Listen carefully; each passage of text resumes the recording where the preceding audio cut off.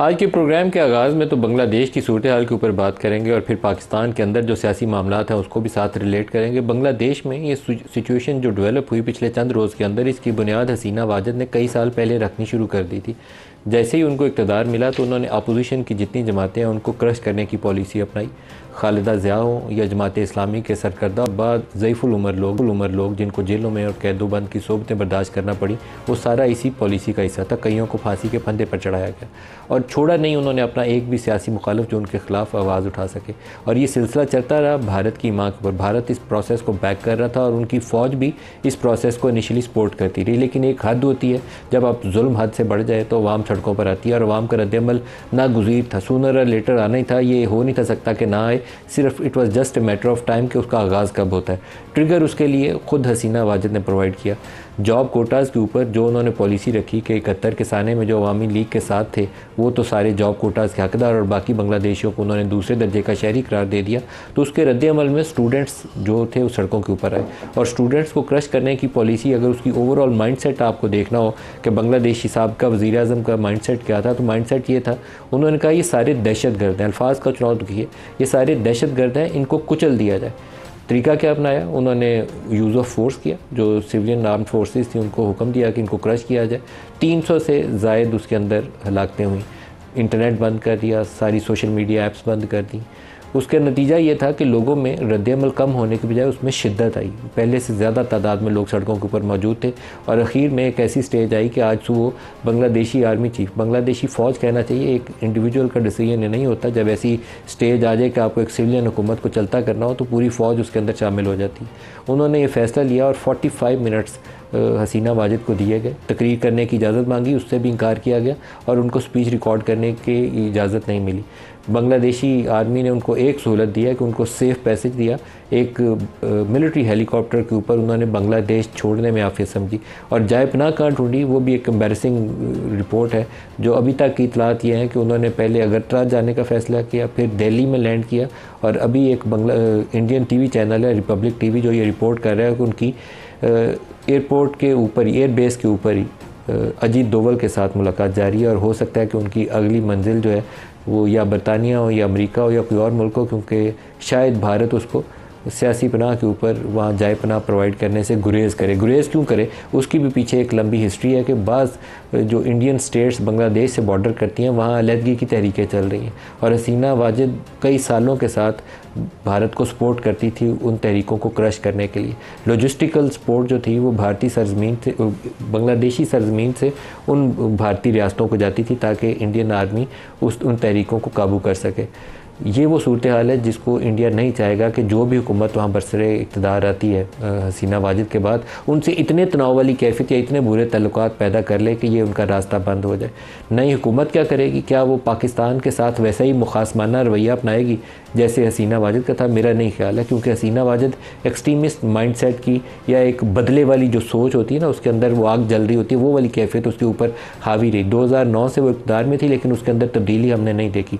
एक चीज़ वहाँ हुई है कि बांग्लादेश के अंदर उन्होंने हसीना वाजिद के दौर के अंदर ही अपनी बरामदात को खातिर तौर पर बढ़ा लिया, तकरीबन डबल कर लिया। पाकिस्तान की अगर 30 अरब डॉलर हैं तो वो 50-55 अरब डॉलर पे बैठे हुए हैं।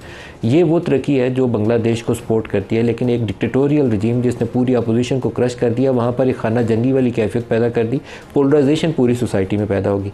क्या हमारे लिए इसके अंदर कुछ सीखने के लिए सबक या कोई लेसन मौजूद हैं? यकीनन है, क्योंकि पाकिस्तान के अंदर भी एक फ़िज़ा मौजूद है जो एक प्रोलॉन्ग पीरियड के लिए आप एक पॉपुलर मूवमेंट्स को क्रश करते हैं तो उसका कहीं ना कहीं जाके वे आउट निकलता है। वो लावा पक रहा होता है, जब फटता है तो फिर वो काबू से बाहर हो जाता है। बहुत से लोगों का ख्याल ये था कि ये जो अरब स्प्रिंग अरब वर्ल्ड में आई है, जिसके अंदर यमन की मिसाल देख लें, लीबिया की मिसाल देख लें, मुअम्मर कज़ाफ़ी लगता था कि उससे पावरफुल आदमी नहीं है, लेकिन जब गिराने पे आए वो लोग तो उन्होंने मिनटों में उसको, चंद दिनों के अंदर, उसके बाद में कज़ाफ़ी का ये नहीं पता कि उसका अंजाम क्या हुआ। ये वो सूरत हाल है जो इस रीजन में भी आएगी। बहुत से लोग देखते थे कि आएगी, लेकिन ये कहना मुश्किल था कि कैसे आएगी। बांग्लादेश को अगर आप अरब स्प्रिंग का साउथ एशिया के अंदर पहला कहें कि आगाज़ है तो इसका अंजाम क्या होगा, इसके ऊपर हमें सारों को गौर व फिक्र करना चाहिए। अवाम को डंडे के ज़ोर के ऊपर दबाना ज़्यादा अरसे तक मुमकिन नहीं होता और फ़ौज और अवाम में तो कभी मिसट्रस्ट होना ही नहीं चाहिए। ये बांग्लादेशी फ़ौज ने बहुत समझदारी का मुजाहरा किया। उनके फॉर्मर आर्मी चीफ जो थे पिछले चंद रोज़ से वो अपील कर रहे थे अपनी फ़ौज से कि आप इसके अंदर आवाम के सामने ना आए, क्योंकि लाखों की तादाद में जब लोग सामने खड़े हैं तो क्या करेंगे, गोली चला के उनको मारेंगे। फ़ौज तो एक तरीके से काबू करती है ना, सरहदों के ऊपर लड़ती है या जाने देती है या दुश्मन को मारती है, तो अपने अवाम के ऊपर फ़ौज कशी आप नहीं कर सकते। बांग्लादेशी आर्मी ने वही फैसला किया, उन्होंने अवाम के ख़िलाफ़ खड़े होने को तरजीह नहीं दी। पाकिस्तान के अंदर भी एक स्टेज आएगी कि हमें एक सिचुएशन डेवलप हो जाएगी जहाँ ये जो पोलराइजेशन की फ़िज़ा है, ये जो क्योस है, हम सारे मुखालफिन को दहशतगर्द कह के जेलों में नहीं डाल सकते, हमें इसका एक तस्फिया चाहिए होगा। नहीं करेंगे तो ये सिचुएशन जो बांग्लादेश में या ढाका में हमने देखी है, अगर यहाँ पैदा होगी तो फिर हमारे पास उसका रास्ता क्या होगा। आज जो प्रोग्राम में हमारे साथ शुरा है उनसे इसके ऊपर सवाल है। दो और आज के दिन की डेवलपमेंट्स हैं। एक इमरान खान का इंटरव्यू है जो उन्होंने रॉयटर्स को दिया, उन्होंने जो अल्फाज का चुनाव किया है वो बड़ा इंटरेस्टिंग है। उन्होंने कहा कि बहुत ही कोई बेवकूफ़ शख्स होगा जो फ़ौज से अच्छे ताल्लुकात नहीं चाहेगा। वो अपनी एक विंडो फ़ौज के लिए दोबारा ओपन कर रहे हैं, दूसरी तरफ से उस खुले दरवाजे को कोई रास्ता देखते हुए कोई बातचीत करने पे तैयार है या नहीं, अभी ये कहना बहुत कबल वक्त है। लेकिन इमरान खान अपनी रिपीटेडली पिछले चंद रोज़ के अंदर अपनी पोजीशन या पॉलिटिकल स्टैंड के अंदर तब्दीली ला रहे हैं।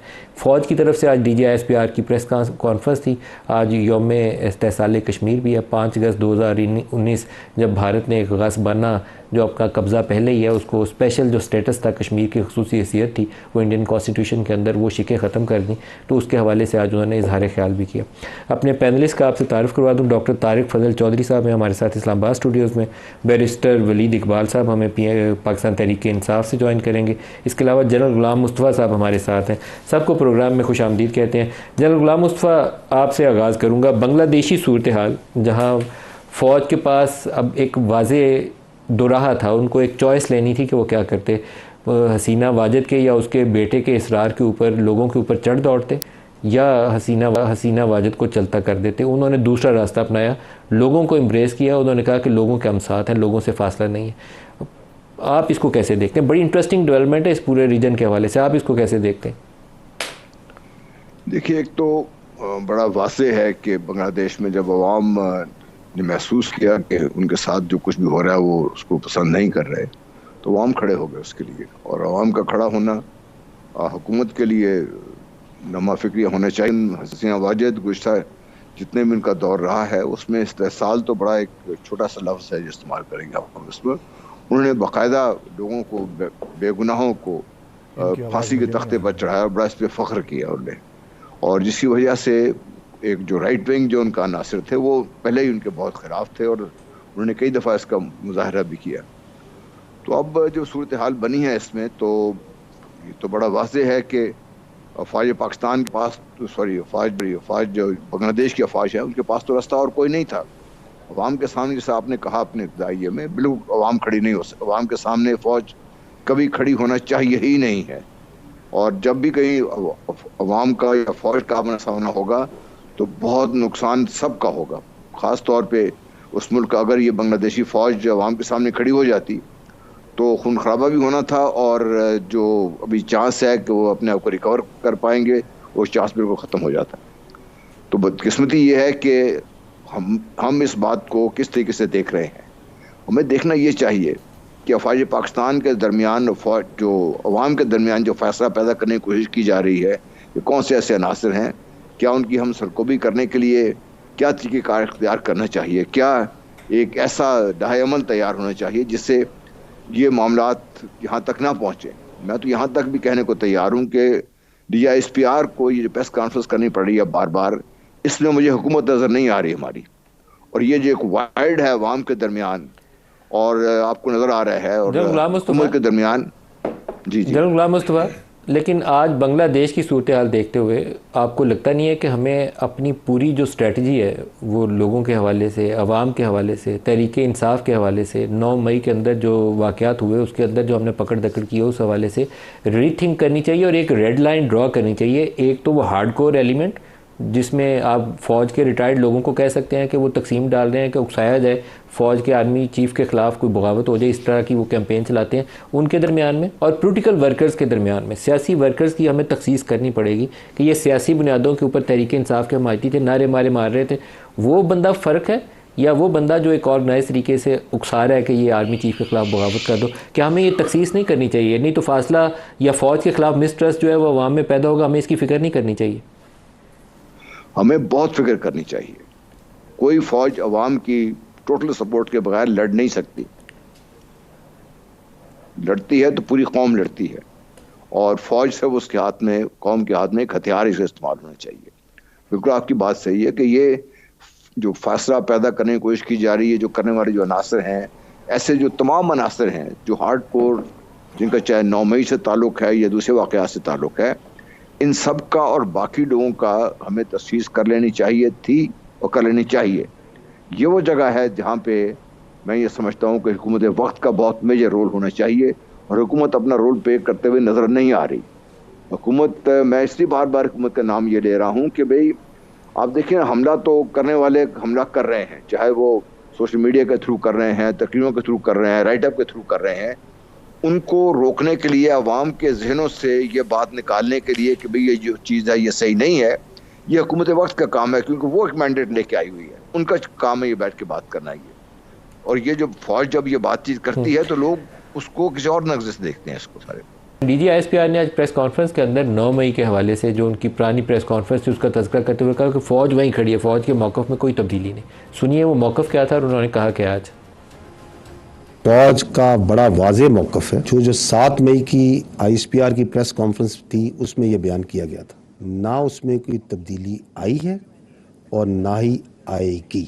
अगर कोई सियासी सोच और कोई सियासी टोला अपनी फौज पे हमलावर हो, इसी कौम के शहीदों की तज़हीक करे, इसी कौम की फौज के बारे में धमकियां दे, प्रोपेगेंडा करे, तो उससे कोई बातचीत नहीं करेगा। ऐसे सियासी इंतशारी टोले के लिए सिर्फ एक ही रास्ता कि वो सिद्ध के दिल से माफ़ी मांगे। बातचीत है वो सियासी पार्टीज को आपस में ज़ेब देती है, इसमें फ़ौज या इदारे बिल्कुल मुनासिब नहीं कि बातचीत में। जनरल गुलाम मुस्तफ़ा, पाकिस्तान में अगर अभी दाखिली तकसीम में आपको गिनवानी शुरू करूँ तो तहरीक इंसाफ एक बड़ा इशू है जिसको हमें एड्रेस करना है। ये कौमी सतह की जमात है और इस वक्त हुकूमत के बयानात आप सुने तो वो तो बैन करने की बातें कर रहे थे, जैसे हसीना वाजिद ने जमात इस्लामी को बैन किया था, उसका फॉलो आउट हमारे सामने देख लिया हमने।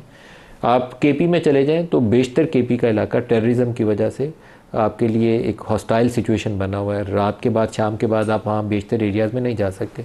बलूचिस्तान के अंदर एक प्रोटेस्ट चल रही है और उसके लिए जो DGISPR ने उनको कहा कि ये दहशतगर्द इनके साथ एसोसिएट कर रहे हैं। ये आज उन्होंने अल्फाज का चुनाव किया, जो ना करते तो शायद ज़्यादा बेहतर होता, उन सारों को दहशतगर्द करार नहीं देना चाहिए। एहतजाज लोग करते हैं, लेकिन मैं आपकी ज़ुबानी सुनना चाहता हूँ कि ये सारी सिचुएशन PTI, बलूचिस्तान प्रोटेस्ट और KP, इन तीनों को आप कैसे रिलेट करते हैं और वे आउट क्या सजेस्ट करते हैं? देखिए, वे आउट तो सिर्फ एक है कि ये पॉलिटिकल प्रोसेस है, इसको आगे चलाया जाए और इसके ज़रिए से ही जो भी आपने चीज़ें दुरुस्त करनी है उसी दुरुस्त होंगी।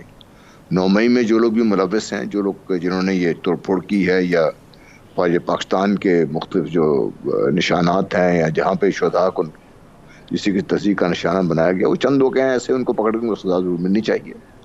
लेकिन जो आपकी एक अवाम है और अवाम में जो एक पार्टी अगर मकबूल है जिस तरीके से आपको नज़र आ रहा है, तो फिर उसको आप किसी के साइड लाइन नहीं कर सकते। देखिए, कोई भी सियासी क़ुव्वत जो खुद अवाम के दरमियान से पैदा हुई हो उसको कोई ख़त्म नहीं कर सकता, उसको सियासी प्रोसेस ही ख़त्म कर सकता है। सियासी प्रोसेस के थ्रू ही उसको आप किसी तरीके से सब मसाइल से या तो उसको सामने ला सकते हैं, उनको ख़त्म कर सकते हैं।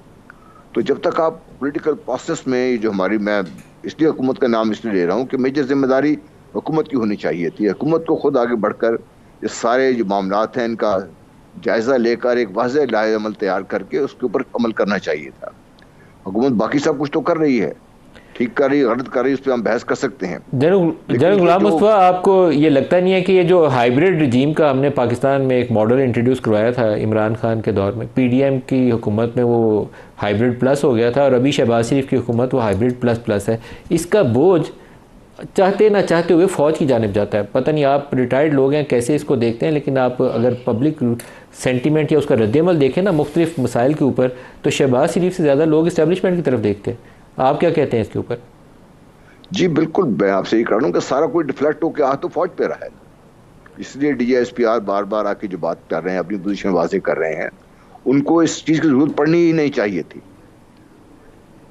अब भी अगर जिस तरीके से मामला आज खड़े हुए हैं, और जो खैबर पख्तूनख्वा के अंदर जो सूरत हाल है और जो बलूचिस्तान के अंदर सूरत हाल है, इसके ऊपर आप क्या बोलेंगे? इसके ऊपर भी तो एक पोलिटिकल प्रोसेस चाहिए और बड़ा ब्रॉड बेस्ड पोलिटिकल प्रोसेस चाहिए जिसमें फ़ौज एक हिस्सा होनी चाहिए, लेकिन बोझ फ़ौज के ऊपर नहीं होना चाहिए, बोझ सियासी लोगों के ऊपर होना चाहिए। उन्हें स्ट्रेटजाइज़ करना चाहिए, हिकमत अमली बनानी चाहिए।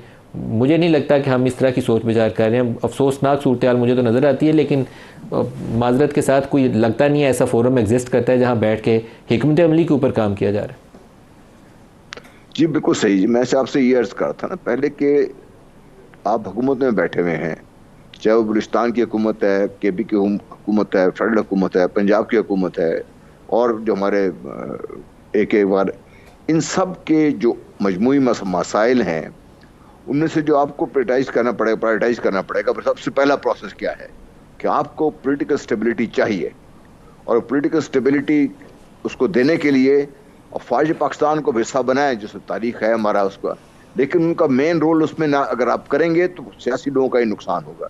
सियासी लोगों का ही काम है कि आगे बढ़ें, अपनी सियासी नुकसान को बर्दाश्त कर लें। अगर आज हो जाता है तो कल हो सकता है उनका ही नुकसान पूरा हो जाए।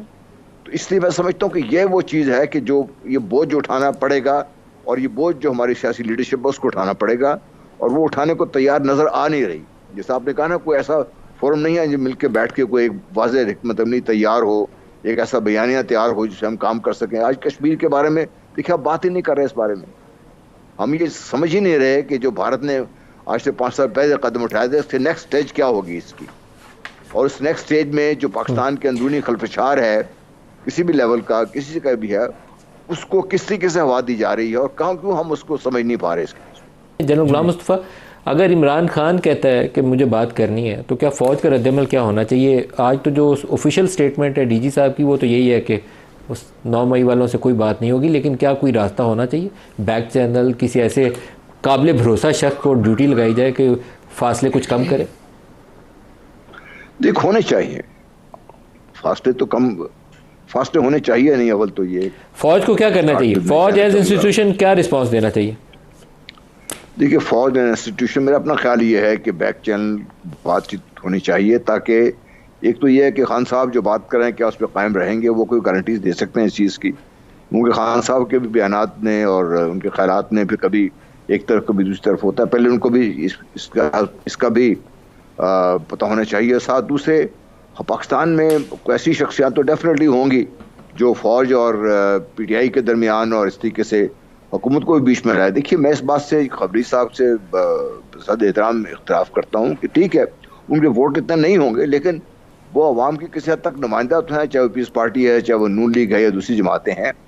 उनको भी इतने ही स्टेक होल्डर्स हैं पाकिस्तान में जितने और दूसरी सियासी जमातें हैं, उनको भी आपको साथ में लाना पड़ेगा, उसका बाहर नहीं रख सकते उनको। और अगर यही सही हुकूमत लीड ले इस चीज़ में, और हुकूमत ले क्या है पीछे फ़ौज पाकिस्तान का जो भी बातचीत है, हुकूमत अगर सामने आएगी, बातचीत करने के तैयार हो जाएगी, मीराज़ाम साहब खुद इसकी इनिशिएटिव लेंगे। टाइम मेरे पास खत्म हो गया जनरल साहब, टाइम खत्म हो गया। जनरल गुलाम मुस्तफ़ा, बैरिस्टर वलीद इकबाल साहब और डॉक्टर साहब, सबका बहुत शुक्रिया। आज के लिए इतना इजाज़त दीजिए। अल्लाह हाफ़िज़।